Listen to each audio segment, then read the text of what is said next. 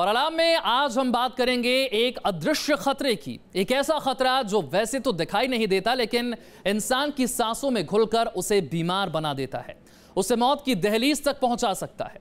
उसने देश के तमाम बड़े शहरों को अपनी चपेट में ले लिया है। आज हम आपको उसी जानलेवा आफत से आगाह करेंगे। वो दिखाई नहीं देता है, वो सुनाई नहीं पड़ता है, लेकिन वो बहुत खतरनाक है। वो हर सांस में इंसान को खोखला बनाता है, वो हर पल आपको बीमार बनाता है। वो मौत का दूसरा नाम है। जी हां, दिल्ली की फिजा में है अदृश्य जहर का कहर। प्रदूषण से जहरीली हो चुकी है देश की राजधानी की आबो हवा। दिल्ली की हवा में घुली है काले धुएं वाली मौत। खतरा कितना बड़ा है इसका अंदाजा आप इसी बात से लगा सकते हैं कि दिल्ली में हर दिन पोल्यूशन से करीब 80 लोगों की जान चली जाती है। क्या आप जानते हैं कि दिल्ली के वातावरण में इतना प्रदूषण है कि यहाँ रहने वाला हर इंसान सिर्फ सांस के जरिए कई पैकेट सिगरेट के बराबर धुआं अपने शरीर में उतार रहा है। अगर हम बात करें कि आप दिल्ली की हवा में 5 से 10 साल बिताते हैं तो आपकी लंग कैपेसिटी 10 से 15% कम हो जाती है। कहने का मतलब कि जो इंसान सिगरेट को हाथ भी नहीं लगाता है, उसके फेफड़ों में भी हर दिन ढेर सारा जहरीला धुआं उतर ही जाता है। क्या आपको मालूम है कि प्रदूषण से कैंसर जैसी जानलेवा बीमारी तक हो सकती है? कैंसर्स जो होते हैं फेफड़े के, वही प्रदूषण के कारण बढ़ सकते हैं। एयर पोल्यूशन का एक्सपोजर अस्थमा जैसे गंभीर रोग को जन्म दे सकता है। सांस की नली में जो एलर्जी होता है, जिसको दमा या अस्थमा कहते हैं, वो भी एयर पोल्यूशन के कारण ही होता है और वो एक प्रमुख बीमारी है एयर पोल्यूशन के चलते। प्रदूषण का जानलेवा असर शायद आम तौर पर हमें और आपको महसूस नहीं होता होगा, लेकिन जब आप आंकड़ों को देखेंगे तो आप भी चौंक जाएंगे। दिल्ली में एक साल में करीब 49,000 लोग प्रदूषण की वजह से होने वाले रोगों की वजह से अपनी जान गंवा देते हैं। दिल्ली में हर साल करीब 7.5 लाख लोग पोल्यूशन के कारण गंभीर रूप से बीमार पड़ जाते हैं। 1 लाख से ज्यादा लोगों को तो इमरजेंसी में भर्ती कराना पड़ता है। प्रदूषण देश की नई पीढ़ी को भी तबाह कर रहा है। ये बच्चों को जिंदगी भर के लिए बीमार बना सकता है। बच्चे, विशेषकर 5 साल से जो छोटे बच्चे होते हैं, क्योंकि उनके फेफड़े जो होते हैं वो पूरी तरह से अभी मैच्योर नहीं हो पा रहे हैं। हालांकि बर्थ के टाइम मैच्योर हो जाते हैं वो, बट लेकिन वो ज़्यादा सेंसिटाइज होते हैं, वो ज़्यादा एक्सपोज होते हैं और वो ज़्यादा सेंसिटिव होते हैं इस पोल्यूशन को। तो बच्चों में जो 5 साल से कम होते हैं उनमें इसके इफेक्ट ज़्यादा मिलते हैं। ध्वनि प्रदूषण यानी अत्यधिक शोर शराबे की वजह से लोग कम उम्र में अपने सुनने की क्षमता गंवा रहे हैं। हाइपरटेंशन से लेकर दिमागी बीमारियों के शिकार हो रहे हैं। ध्वनि प्रदूषण से आपका मेंटल स्ट्रेस बढ़ सकता है, even hypertension, coronary artery disease भी हो सकती है। लेकिन ध्वनि प्रदूषण ही मेन कारण है हियरिंग लॉस का, जो लोगों में ज़्यादातर होता है। और ये खतरा सिर्फ दिल्ली तक सीमित नहीं है। मुंबई, कोलकाता समेत देश के तमाम महानगर प्रदूषण की मार से बेहाल है। लोगों की सांसों में, उनके फेफड़ों में पोल्यूशन का जहर समा रहा है और उन्हें मौत की नींद तक सुला दे रहा है। भारत जो है पूरे विश्व में सबसे पहले नंबर पे है उन कंट्रीज़ में जिनमें पोल्यूशन के कारण लोगों की मृत्यु हो जाती है। हो सकता है हर दिन में कई सारे लोगों की मृत्यु, हर 8 मिनट में 10 मिनट में एक व्यक्ति की दुनिया भर में मृत्यु पोल्यूशन के कारण हो जाती है। आज अलार्म में हम आपको इसी खतरे से सचेत करेंगे। हम आपको बताएंगे कि प्रदूषण किस तरह आपकी जिंदगी को धुआं कर सकता है। प्रदूषण की वजह से आपको कौन कौन सी बीमारियां हो सकती हैं और आप किस तरह से इसका मुकाबला कर सकते हैं। Team news nation. जी हां, बात हो रही है प्रदूषण की। देश की राजधानी में पॉल्यूशन एक बड़ी समस्या बन चुका है। दिल्ली की हवा इतनी जहरीली है कि उसमें दम घुटने लगता है। एक अनुमान के मुताबिक दिल्ली में हर साल सैकड़ों लोग प्रदूषण से जुड़ी हुई बीमारियों की वजह से जान गंवा देते हैं। हमने दिल्ली में प्रदूषण का रियलिटी चेक किया और यह समझने की कोशिश की कि आखिर दिल्ली की हवा इतनी प्रदूषित क्यों है। दिल्ली में प्रदूषण का रियलिटी चेक करने के लिए न्यूज़ नेशन की टीम सबसे पहले आईजीओ चौराहे पर पहुंची। इसे दिल्ली की सबसे व्यस्त सड़कों में शुमार किया जाता है। यहां से हर दिन हजारों बाइक और कार गुजरती हैं। मेट्रो स्टेशन बन जाने के बावजूद यहां अच्छा खासा ट्रैफिक रहता है। दिल्ली एनसीआर के इलाकों में पॉल्यूशन अपने पैर पसारता ही जा रहा है। केंद्रीय प्रदूषण नियंत्रण केंद्र की एक रिपोर्ट में ये सामने आया है कि पिछले 4 सालों में एयर पोल्यूशन का जो स्तर है वो 2.5 गुना बढ़ गया है। ये इस समय हम जहाँ खड़े हैं दिल्ली का ITO का चौराहा है। यहाँ पर जो बत्ती है वो करीब 5 मिनट के लिए होती है। 5 मिनट में यहाँ तमाम लंबी लाइन कतारें लग जाती हैं लोगों की, गाड़ी के पीछे गाड़ी और बाइक के पीछे बाइक और गाड़ियों में से निकलने वाला और बसों में से निकलने वाला जहरीला धुआं लोग अपनी सांस के द्वारा अपने शरीर में लेते हैं, जिससे कई सारी बीमारियों को जन्म होता है। देश की राजधानी की हवा दमघोंटू बन चुकी है। दिल्ली में पोल्यूशन का खतरा इतना ज्यादा है कि लोग मास्क पहनकर या मुंह पर कपड़ा डालकर सड़क पर निकलते हैं। दिल्ली में पोल्यूशन इतना है कि आप कुछ भी लगा लें वो तब भी जाता ही नहीं है, तो कपड़ा तो बांधना ही पड़ जाता है।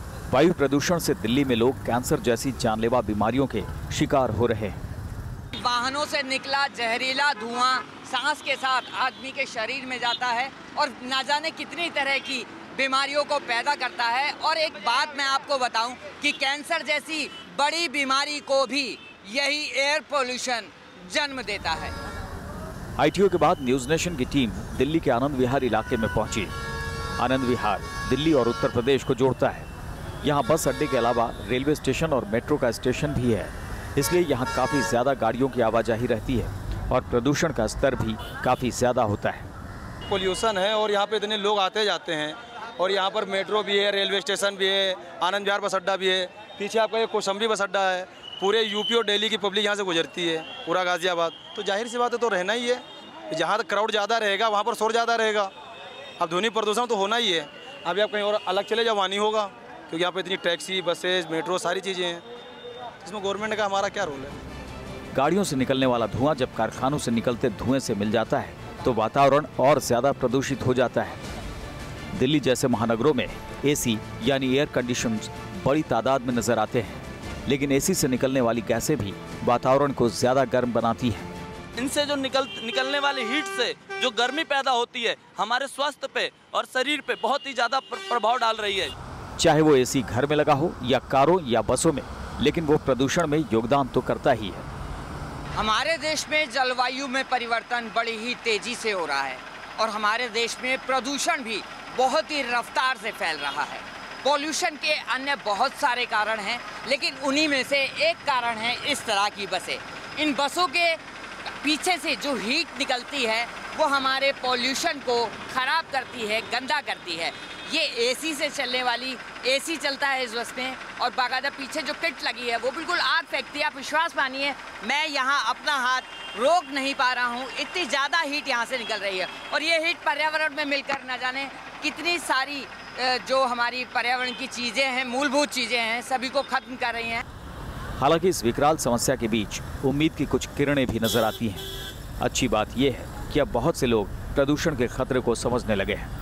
तो देखिए सर, ये इफेक्ट तो करता ही है, लेकिन लोगों को ध्यान रखना चाहिए। अगर रेड लाइट हो रही है तो अपनी गाड़ी मतलब इग्निशन ऑफ कर दें और अपनी गाड़ी का मेंटेनेंस अच्छा रखे, सर्विसिंग कराते रहें ताकि ज़्यादा पॉल्यूटेड एयर ना दे हवा में। देखिए कारपूलिंग कर सकते हैं, वो हमेशा हमें बोला जाता है कि कारपूल करके चलिए, अकेले मत चलिए। आप ऑफिस जाने वाले लोग आप देखेंगे कैब अकेले अकेले लेके जाते हैं, तो अगर आप साथ में चलते हैं तो ठीक रहता है। और पेड़ लगाना तो हम सभी को पता है कि पोल्यूशन उससे कम होता है। प्रदूषण सिर्फ देश के वर्तमान को ही नहीं, भविष्य को भी गंभीर नुकसान पहुंचा सकता है। इसलिए जरूरत है कि वक्त रहते प्रदूषण को रोकने के लिए ठोस और कारगर कदम उठाए जाएं। दीपक त्यागी, न्यूज नेशन, दिल्ली।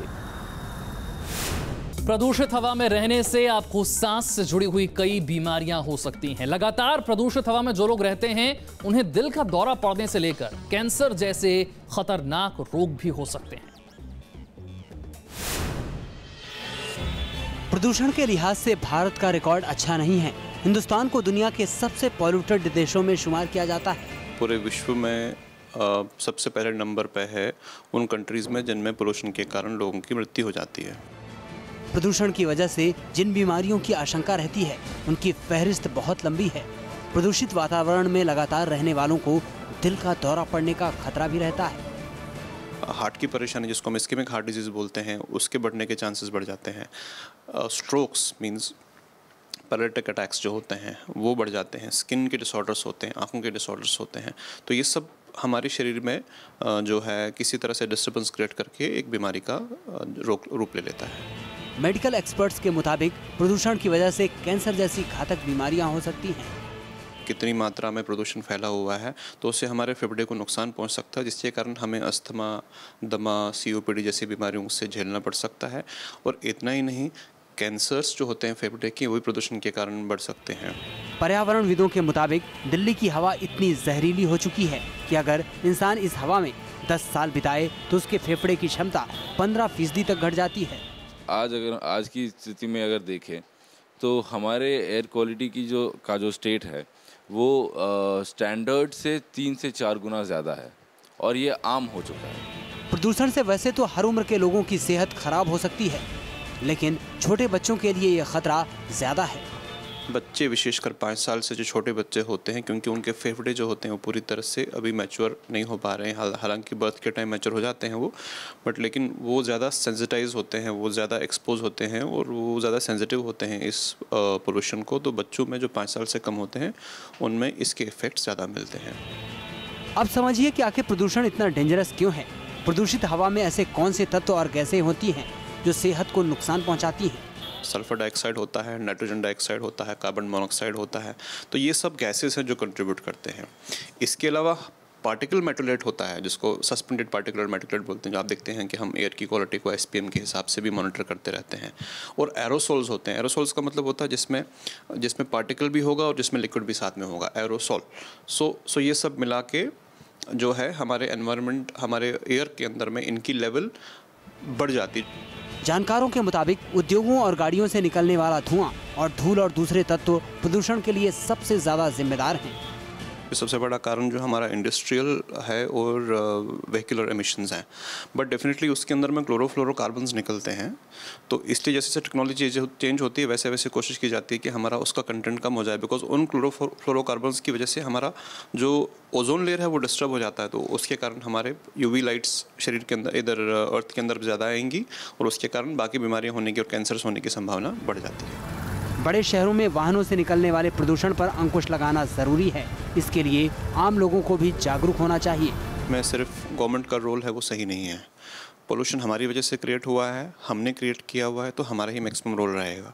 तो सबसे पहले उसके बारे में अवेयरनेस जनरेट करना और सेंसिटाइज करना लोगों को, वो सबसे इम्पोर्टेंट है। तो लोगों को ये पता होना चाहिए कि पोल्यूशन क्यों फैल रहा है। प्रदूषण पर नियंत्रण कैसे किया जाए, इस सवाल का जवाब तलाशने के लिए तमाम सरकारी और गैर सरकारी एजेंसियां कोशिश कर रही हैं, लेकिन हालात पूरी तरह से काबू में नहीं हैं। जब तक प्रदूषण अंडर कंट्रोल नहीं होगा तब तक ये लोगों की जान का दुश्मन बना रहेगा। दीपक त्यागी, न्यूज़ नेशन, दिल्ली। बने रहिए न्यूज़ नेशन के साथ, क्योंकि खबरों का सिलसिला यहाँ कभी नहीं थमता।